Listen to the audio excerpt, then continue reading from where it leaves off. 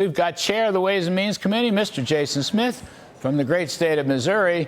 And if that weren't enough, we've got New York Congresswoman Claudia Tenney, a member of the House Ways and Means Committee.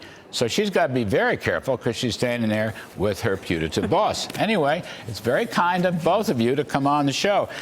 Chairman Jason Smith, where do things stand now? Give me your best pitch for getting this bill through. Please, sir. Larry, first off, failure is not an option. We're going to get this bill through this week. Hopefully tonight. The problem that we have right before us is the Democrats are filibustering in the Rules Committee. They've been doing that since 1 a.m. this morning, and we're just going to keep driving through, but we're going to deliver this win for the American people. We have to have this pro-growth tax bill pass and be signed into law, and hopefully by July 4th. You know, Claudia, on that point, look it. I'm just going to argue. I'm very stubborn. I'm an old line supply sider. Started a long time ago under President Reagan. Growth will bring down spending. Growth will bring down deficits. Growth will bring down debt. And all those ratios will come down. And we'll all live happily ever after.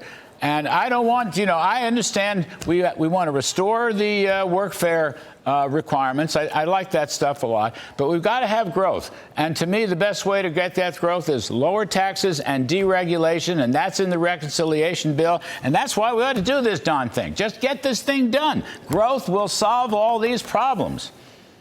Well, Larry, we know this works because this is what we did in 2017. You had unprecedented growth. We have the largest amount of revenue coming in to the United States Treasury than we've ever seen coming from overseas when we had the repatriation tax that was part of the benefit that was part of the first Tax Cuts and Jobs Act that I actually was here to vote for. And now we're seeing that same thing. We're going to be energizing growth using, obviously, explosive growth in the energy sector, in AI, in data centers, and all those things that will give us a competitive edge.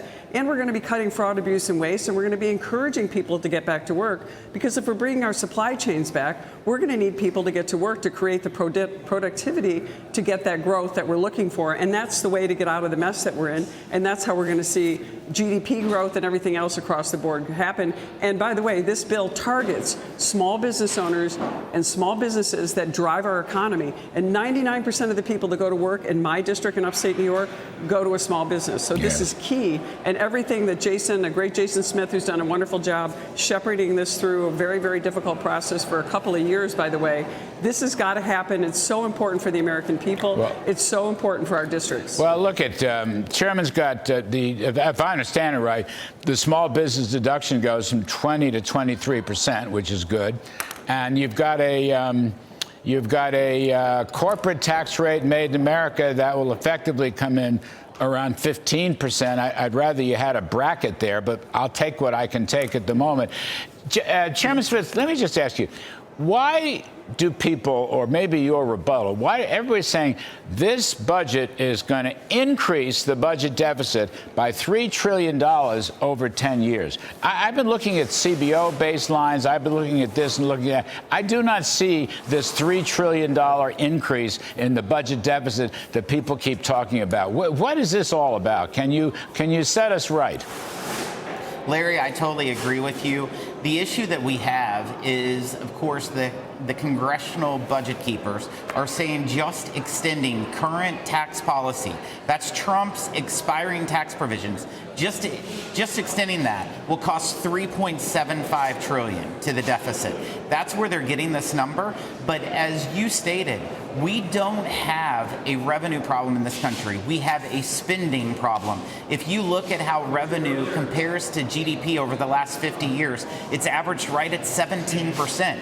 But if you look at spending over the last prior 45 years, excluding the most recent 5, spending towards GDP, 20%. However, the last 5 years, Larry, spending to GDP is 26%. We have a spending problem, not a revenue problem. So that's what you're seeing those numbers from, is just by current extension of current tax policy, when our revenues right now to GDP is 17.2%. You know, Mr. Chairman, I looked at this, just the levels, okay. Since, well, I'll start with 2017, all right? The original bill was passed in 2017. Basically, all federal tax revenues, this is from the CBO historical tables, basically moved in fits and starts from a little over $3 trillion to nearly $4 trillion to most recently almost $5 trillion. Now, I ask you, if over the past 7 years, you've moved from $3 trillion to $5 trillion, that's the same 7-year period where we had the Trump tax cuts. How is it possible that ending them will make revenues go up? I mean, keeping the rates low got revenues to go up. I don't understand how you can, as a matter of common sense, say that extending the tax cuts will lose revenues when keeping the tax cuts over 7 years, you've had an increase of $2 trillion in revenues. I don't understand that. You're exactly right, Larry. What is also important to note that if you look at the scoring from the original 2017 Trump tax cuts, which you helped with, just the revenues that they had projected over the last 7 years, they were off by $1.6 trillion that we brought in additional revenues above what they scored. And they said that bill was going to cost us $1.5 trillion. The bill that you have before us that we're going to be delivering on the president's desk is going to be the most pro-growth tax bill that even the Council of Economic Advisors have said that the GDP over the first couple years could rise as high as 5.2%. You know what, Claudia, on that point, and I know both of you are very, very busy, but on that point, Steve Myron was on the show last night. If you get back to 3.5% growth, like for 50 years after World War II, we had 3.5% growth at an annual rate, okay? If you got back to that, and as you pointed out before, you've got all this advanced technology, you've got artificial intelligence, things that are going to boost productivity. Plus, you're going to have a renewal of the tax cuts. Plus, you're going to have more pro-growth tax cuts and deregulation. If you get back to 3.5%, you're going to pick up more than $2 trillion in revenues over the next 10 years, Claudia. And that is going to basically end the deficit. Okay? How about those apples? If that should be the goal. Growth will solve all these problems. I know you can't pencil it in, but if you did, if you just closed your eyes, if you never looked at the Congressional Budget Office, if you never read a newspaper that quoted the Congressional Budget Office, and you just plugged in 3.5% growth, which America did after World War II for 53 years, you would solve the deficit completely. And you'd probably make somebody happy someplace. How about that? 3.5% growth, Claudia. I agree with you, Larry. Look, this is the whole problem. Is the Congressional Budget Office is almost always wrong. Right. You know, they said the Inflation Reduction Act would reduce inflation. It actually raised it by $1.6 trillion, or roughly that number.